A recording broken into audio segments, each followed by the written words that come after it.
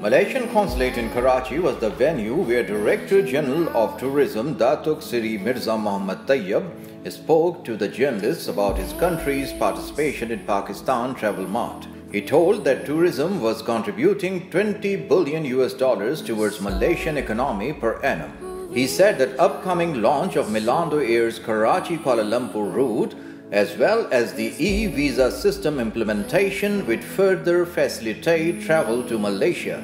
Informing that 58,000 Pakistanis traveled to Malaysia so far this year, the Director General said, with the Pakistani travel industry's support and cooperation, Malaysia would become preferred destination of choice for the people of Pakistan.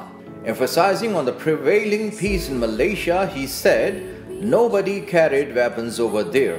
He said that for Pakistani Muslim tourists, food was no problem as all the outlets offered halal food. Pointing out that Malaysia was the best shopping destination in the region, he informed that even Singaporeans go to Malaysia for shopping. DG said that MICE tourism was on the rise in Malaysia as even the smallest hotel there offered huge facilities for meetings, conferences and events.